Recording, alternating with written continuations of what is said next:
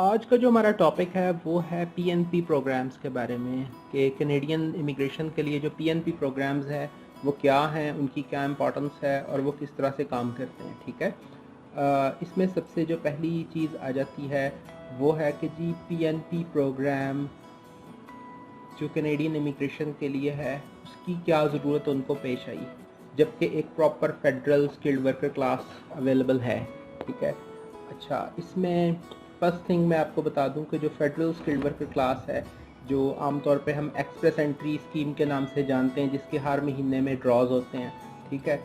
उसमें इतने लोगों को वो इमिग्रेशन नहीं दे पाते कि जिनसे उनकी ज़रूरत लेबर मार्केट की पूरी हो जाए कनाडा में। तो उसके लेबर मार्केट को पूरा करने के लिए, चाहे वो लेबर जॉब्स के लिए हों, स्किल्ड जॉब्स के लिए हों, बिजनेस एस्टेब्लिश करवाने के लिए हों, ठीक है, जो छोटे छोटे प्रोविंस हैं, और अब तकरीबन सब ही प्रोविंस इसमें आ गए हैं, और जिनके उन प्रोविंसेस के वो इलाके जो इतनी ज़्यादा वहाँ पर आबादी नहीं है या वहाँ पर लोग रहना पसंद नहीं करते किसी भी फैक्टर की वजह से, तो उनको डेवलप करने के लिए उन एरियाज़ को उन्होंने पीएनपी प्रोग्राम्स मुतारिफ़ करवाए हैं। अच्छा, अब एक क्वेश्चन आ जाता है कि जी कौन से लोग ऐसे हैं जो पीएनपी प्रोग्राम में अप्लाई कर सकते हैं। मोस्टली जो एक परसेप्शन है वो यही है कि जी जितने भी लोग दूसरे मुल्क में बैठे हुए हैं, अब्रॉड यानी बैठे हैं अदर दैन कनाडा, सिर्फ वही लोग अप्लाई कर सकते हैं। तो पीएनपी प्रोग्राम में ऐसा नहीं है। इसमें तमाम ऐसे लोग जिनमें स्टूडेंट्स हैं, जो वहाँ पे पढ़ रहे हैं या पढ़ चुके हैं, बिजनेसमैन हैं, ठीक है, जो काम कर रहे हैं या पाकिस्तान में, इंडिया में किसी भी जगह पे मौजूद हैं। ठीक है। इसमें स्किल्ड वर्कर्स आ जाते हैं, सेमी स्किल्ड वर्कर्स आ जाते हैं। तमाम लोग इन पीएनपी प्रोग्राम्स में अप्लाई कर सकते हैं। अच्छा, एक और चीज़ क्वेश्चन आता होता है हमेशा कि जी इमिग्रेशन स्ट्रीम्स, एक्चुअली जो इमिग्रेशन स्ट्रीम्स हैं वो भी एक पीएनपी ही जो पीएनपी प्रोग्राम है उसी का ही हिस्सा है। ठीक है। इसमें जैसे मुख्तलिफ कैनेडियन इमिग्रेशन के लिए जो प्रोविंसेस और टेरिटरीज ने प्रोग्राम बनाए हुए हैं, ठीक है, उसमें जो भी प्रोसीजर्स हैं उनको जो है वो इमिग्रेशन स्ट्रीम कहते हैं। ठीक है। तो इसमें जो है जितने भी इमिग्रेशन स्ट्रीम्स और या प्रोग्राम्स होते हैं उसमें एक सर्टन ग्रुप ऑफ पीपल, ख़ास तबके के लोग, ख़ास सलाहियत वाले लोग, बिजनेसमैन हो सकते हैं, स्किल्ड वर्कर्स हो सकते हैं, ख़ास उनकी एजुकेशनल लेवल हो, ठीक है, वर्क एक्सपीरियंस हो, या भी उनके लिए कोई और उन्होंने रिक्वायरमेंट रखी हो, तो उन तमाम लोगों के लिए जो प्रोसीजर्स हैं, जो मुख्तलिफ जो पीएनपी प्रोग्राम्स के लिए अप्लाई करते हैं या अडेप्ट करते हैं मुख्तलिफ प्रोविंसेस, उनको जो है वो इमिग्रेशन स्ट्रीम कहा जाता है। तो जो उसका प्रोसीजर है बेसिकली जो पीएनपी के लिए यूज़ होता है उसको इमिग्रेशन स्ट्रीम कहते हैं, जो एक ख़ास तबके को टारगेट करता है।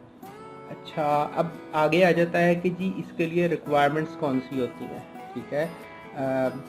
कुछ लोग कहते हैं कि जी इसके लिए फ़लाँ पेपर्स नहीं चाहिए, इसमें जी आपको जो पेपर वर्क के बगैर जो है ना, बहुत ही शॉर्ट पेपर वर्क के थ्रू आप जो है इमिग्रेशन ले सकते हैं। तो मैं आपकी कुछ जो बातें हैं उसको मैं क्लियर कर देता हूँ। ठीक है। क्वेश्चंस होते हैं लोगों के जहनों में। सबसे पहले मेडिकल एग्ज़ाम की बात करते हैं। देखें, सबसे पहले जब भी आप इमिग्रेशन के लिए पीएनपी के थ्रू अप्लाई करते हैं, फौरी तौर पे आपको मेडिकल एग्जामिनेशन से नहीं गुजरना पड़ता। जब आप फाइनल स्टेज के ऊपर आते हैं, जब आपका कंफर्मेशन हो जाती है परमानेंट रेजिडेंस की, उस टाइम पर आपको मेडिकल एग्ज़ाम से क्लियर करना पड़ेगा। इसके अलावा police clearance certificate initial stage पे नहीं चाहिए होता, लेकिन लेटर स्टेज पे आपको चाहिए होगा। इसी तरह जो बैंक स्टेटमेंट है, बैंक स्टेटमेंट्स जो पीएनपी प्रोग्राम्स हैं उनके लिए आम तौर पे ज़्यादातर जो प्रोग्राम्स हैं उनके लिए लो बैंक स्टेटमेंट की रिक्वायरमेंट होती है। ठीक है।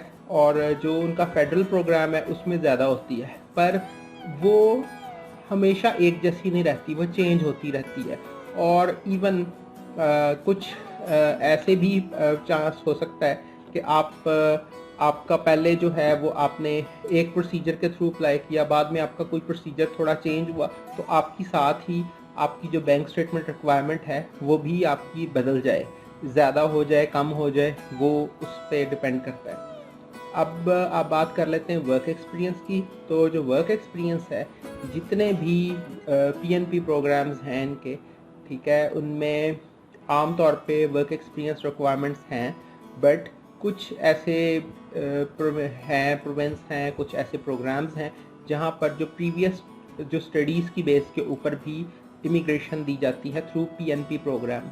तो उसकी जो है वो अलग-अलग रिक्वायरमेंट्स हैं, वो हम अगली वीडियोस में डिस्कस करेंगे कि कौन से ऐसे मुल्क हैं, आई मीन कौन से प्रोविंस हैं, और उन किन मुल्कों के लोगों को, ऑल्दो कि ये पूरी दुनिया के लोगों के लिए यूनिफॉर्म पॉलिसीज़ होती हैं, बट अगर कोई शख्स वहाँ ऑलरेडी मौजूद है, काम कर रहा है, या फिर स्टूडेंट है, उसके लिए क्या क्या डिफरेंट रिक्वायरमेंट्स हो सकती हैं, वो सब डिस्कस करेंगे।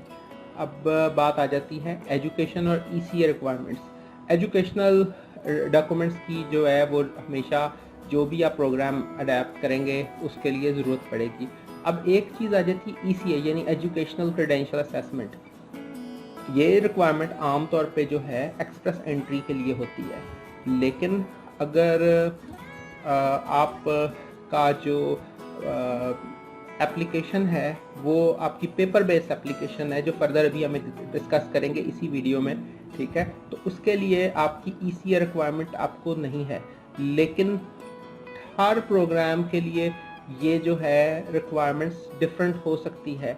लेकिन यूजुअली जो है पीएनपी के लिए एक चीज़ कंसिडर की जाती है कि ईसीए यानी एजुकेशनल क्रेडेंशियल असेसमेंट की ज़रूरत नहीं होती। आगे आ जाता है लैंग्वेज स्किल्स और आइल्स। आइल्स जो है ना, एक चीज़ मान लें कि आइल्स जो है ना उससे जान नहीं छूटेगी आपकी। आप किसी लो स्किल में जा रहे हैं, आप एज अ बिजनेसमैन जा रहे हैं, चाहे आप हाई स्किल में जा रहे हैं, ठीक है, उसमें रिक्वायरमेंट कम हो जाएगी, पर उसकी जो बिल्कुल जैसे हम कहें कि जी आइल्स की बिल्कुल भी कोई ज़रूरत नहीं है, ऐसा कुछ भी नहीं है।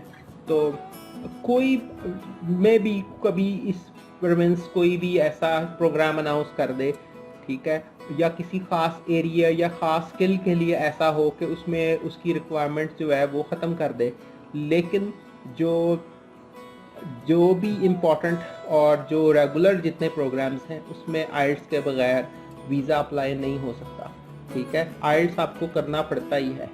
अच्छा, अब आ जाता है क्वेश्चन जॉब ऑफर का। कुछ लोग कहते हैं कि जी पीएनपी प्रोग्राम में जॉब ऑफर के बगैर आप वीज़ा अप्लाई कर ही नहीं सकते, तो ऐसा कुछ नहीं है। आप इसमें जो बेसिकली आपकी जो इनिशियल होती है एक्सप्रेशन ऑफ इंटरेस्ट की एप्लीकेशन, वो आप डाल सकते हैं, ठीक है, और किसी भी प्रोग्राम में अगर आप उसमें फिट आते हैं तो उसके लिए कोई जॉब ऑफर की रिक्वायरमेंट एवरी प्रोग्राम के लिए ज़रूरत नहीं होती, ठीक है। सर्टन प्रोग्राम्स हैं जिनके लिए जॉब ऑफर ज़रूरी है, बट अक्सर जो पीएनपी प्रोग्राम्स हैं उनके लिए जॉब ऑफर ज़रूरी नहीं है। अब आगे आ जाती है बात रिलेटिव्स इन कनाडा की। अच्छा, कुछ लोग कंसिडर करते हैं कि जी इसका बड़ा फ़ायदा होता है, कुछ लोग कहते हैं कि इसका कोई फ़ायदा नहीं होता, कि रिलेटिव्स अगर आपके कनाडा में हैं तो उसकी वेटेज नहीं होती। अब इसमें कुछ ऐसे प्रोविंस हैं, मिसाल के तौर पे मैनिटोबा है, सस्कैचुआन है, उनमें अगर आपके जो रिलेटिव्स वहाँ मौजूद हैं, क्लोज रिलेटिव्स हैं, तो उनकी बेस के ऊपर आप बहुत आराम से अपनी इमिग्रेशन जो है वो भी ले सकते हैं। अच्छा, दूसरी जो इसमें चीज़ आ जाती है फ्रेंड्स। अगर आपके कुछ लोग पूछते हैं जी मेरे फ्रेंड है वहाँ पे, तो इसी तरह जो मैनिटोबा है उधर फ्रेंड की बेस पे भी इमिग्रेशन हो जाती है, लेकिन उसकी और बहुत सारी रिक्वायरमेंट्स हैं जो आपको पूरी करनी पड़ती हैं, और उसका आम तौर पे पॉइंट्स में पूरा करना उन पॉइंट्स को काफ़ी मुश्किल होता है, बट फ्रेंड्स की जो है वो भी प्रेजेंस इन कनाडा काउंट हो सकती है।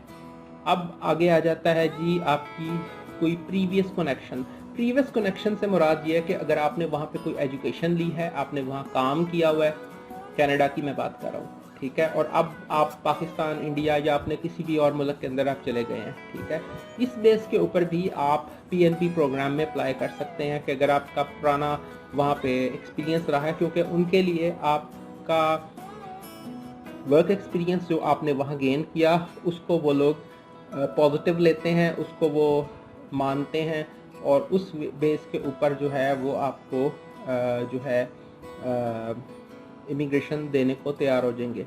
अच्छा, इसमें एक चीज़ मैं और वर्क एक्सपीरियंस के हवाले से जो है मैं आपको और बता दूं कि वर्क एक्सपीरियंस जो है वो 6 माह से लेकर 5 साल तक का जो है वो आमतौर पे कंसिडर किया जाता है मुख्तलिफ पीएनपी प्रोग्राम्स के लिए। और जो भी आप करें उसके लिए पेपर वर्क आपका बहुत स्ट्रॉन्ग होना चाहिए। आगे हमारी जो वीडियोस आएंगी उनमें हम पेपर वर्क जो वर्क एक्सपीरियंस के हवाले से है उन पे हम थॉरोली डिस्कस करेंगे, ठीक है। अब नेक्स्ट जो चीज़ आ जाती है कि जो provincial nomination programme application process है वो काम कैसे करता है। अच्छा, कुछ लोग कहते हैं जी ये ऑनलाइन प्रोसेस है, कुछ लोग कहते हैं ये पेपर बेस्ड एप्लीकेशन है, और कुछ लोग कहते हैं जी ये एक्सप्रेस एंट्री का ही कोई एक पार्ट है। तो मैं आपको थोड़ा सा इसमें एक्सप्लेन कर देता हूँ कि जितने भी एक्सप्रेस एंट्री प्रोग्राम हैं वो तो जो हैं सो हैं। जो आपके पीएनपी प्रोग्राम काम करते हैं वो उनकी जितनी भी ऑनलाइन स्टार्टिंग जो होती है ना वो ऑनलाइन प्रोसेस से ही स्टार्ट होते हैं।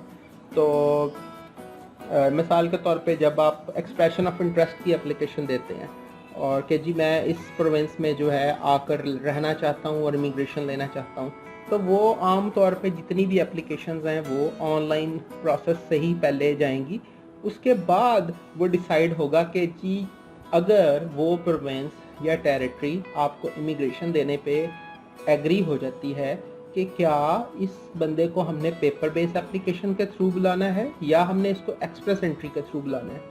तो इसी वीडियो में हम दोनों जो प्रोसेस हैं जिसमें पेपर बेस्ड एप्लीकेशन प्रोसेस है और एक्सप्रेस एंट्री प्रोसेस है इनको भी हम डिस्कस करेंगे। अच्छा, अब हम बात करते हैं जी पेपर बेस्ड प्रोसेस की कि जो पेपर बेस्ड प्रोसेस है वो किस तरह से काम करता है, ठीक है।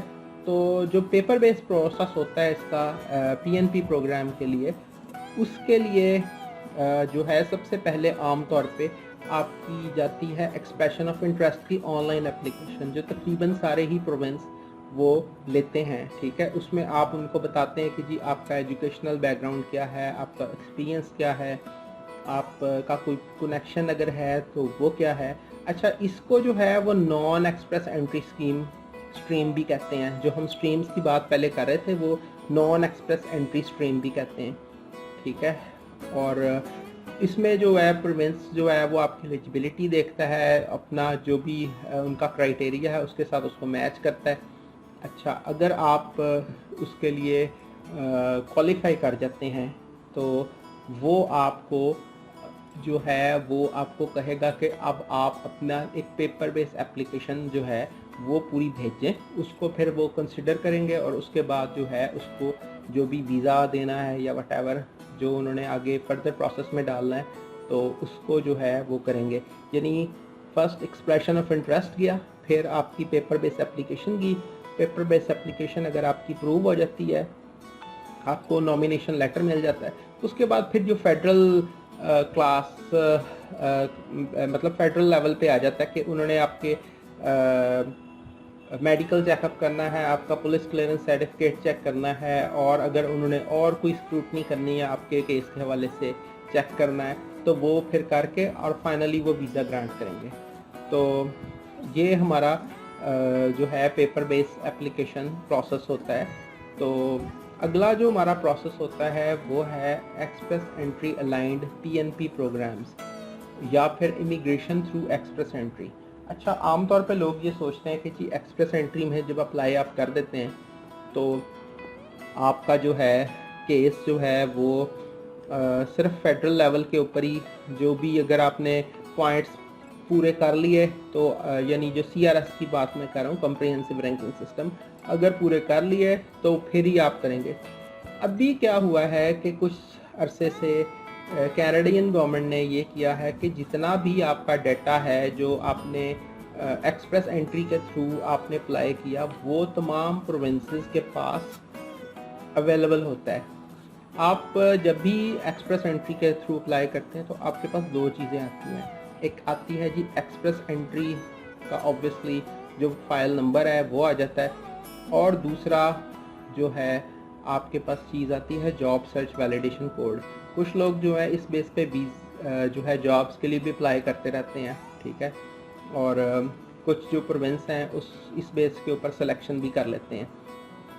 तो इसमें जो है जो express entry aligned PMT programmes हैं, इसमें ना जो नॉर्मल प्रोसेस हैं वो 2 प्रोसेसेस हैं, ठीक है।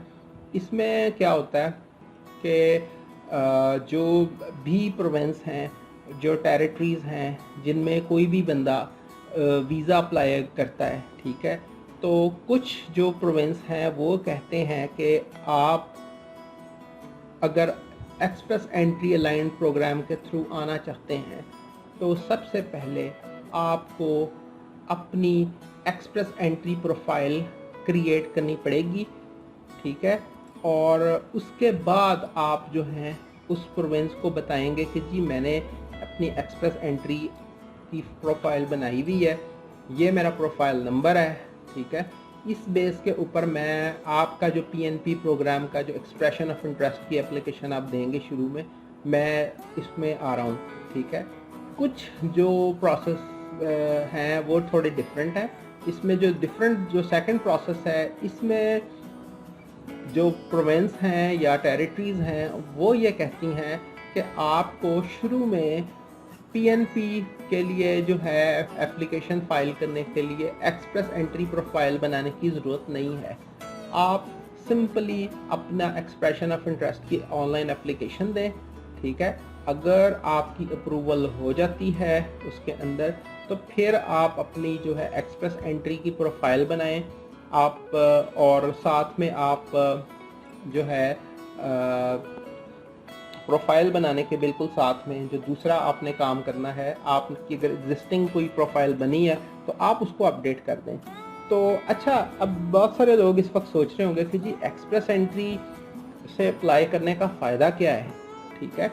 एक्सप्रेस एंट्री के थ्रू के या अलाइंड प्रोग्राम्स का फ़ायदा क्या होता है। इसमें मैं आपको चीज़ बता दूं कि अगर एक आदमी है, उसके 350 पॉइंट्स बनते हैं, 350 पॉइंट्स उसके बनते हैं CRS पॉइंट्स कैलकुलेटर के थ्रू, ठीक है।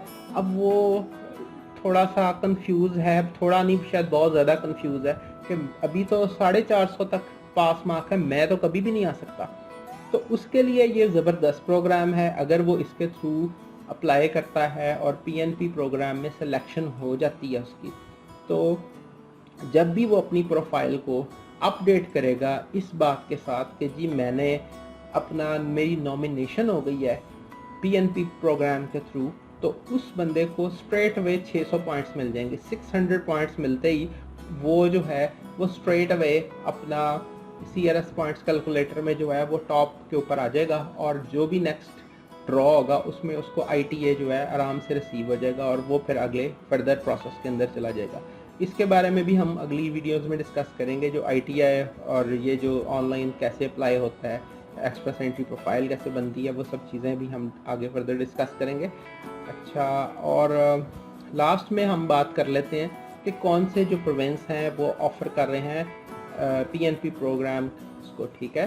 तो इसमें जितने भी आपके मशहूर हैं और प्रोविंस और जो इसको अप्लाई करवाते हैं और इसके थ्रू लोगों को बुलाते हैं, उसमें अल्बर्टा है, ब्रिटिश कोलंबिया है, मैनीटोबा है, न्यू ब्रंसविक है, न्यूफाउंडलैंड और लैब्राडोर का एरिया है, ठीक है। नॉर्थ वेस्ट टेरिटरीज़ है, नोवा स्कॉशिया है, ओंटारियो है, फिर आपका प्रिंस एडवर्ड आइलैंड है, सस्कैचुआन है, और फाइनली जो है वो यूकॉन है। तो आप इनमें से किसी भी प्रोविंस को जो है में अप्लाई कर सकते हैं पीएनपी के लिए। अब हमारी जो नेक्स्ट वीडियोस कुछ आएंगी उसमें हम तमाम जितने भी आपके जो पीएनपी प्रोग्राम्स हैं इन तमाम प्रोविंस के, वो तमाम के तमाम जो है हम उनकी बहुत अच्छी सी डिटेल आपको बना के इसी तरह से देंगे, ताकि आपको उसके बारे में पूरी इन्फॉर्मेशन जो है आपके पास मौजूद हो। बाकी आप हमारी वीडियो को लाइक करें, चैनल को सब्सक्राइब करें और बेल आइकन को हिट करें, ताकि आपको तमाम वीडियोस जो हैं वो टाइम पे मिलें और आपसे कोई इन्फॉर्मेशन जो है वो मिस ना हो।